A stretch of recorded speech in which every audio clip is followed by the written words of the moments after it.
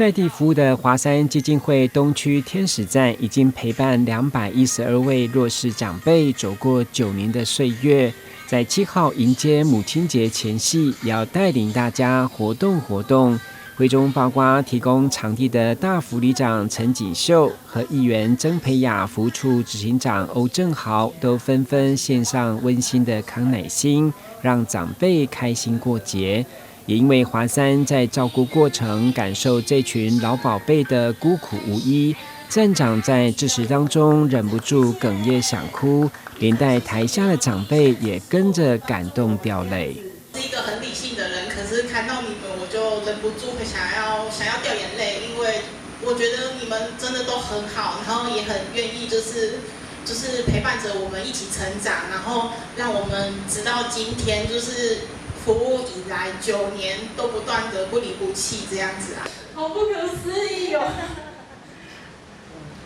阿公，咱唔通好，阿公即马流的目屎是欢喜的目屎，是感动的目屎。独居长辈的真情流露，也感受到华山基金会正是弥补政府推动在地老化照顾不足的缺憾。在政府的量能的部分，其实它是有限的，所以其实我们很感谢，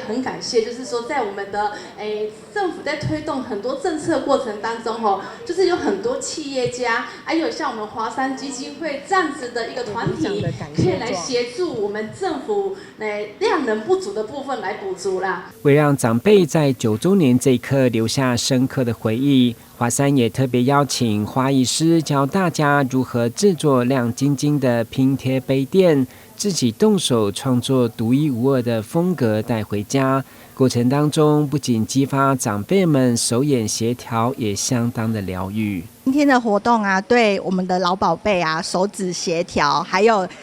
颜色啊，可以有五感，促进我们的颜色，让他们的生活更丰富，心情愉悦。希望老宝贝们可以健康、快乐、欢喜。透过那个手作，想要传达就是说，彩色砖石来刺激长辈们的感官，然后还有经过他们的手脚运用，然后拼凑他们自己的彩绘古老人生，对，然后除此之外，就是也想要表达这正向的意念啦，让长辈就是在黑暗的人生找到一点光明跟彩色。华山秉持在地人服务在地人的精神，也邀请您一同打造长辈第二个家，一起加入爱老人行列。记者顾恩吉台南报道。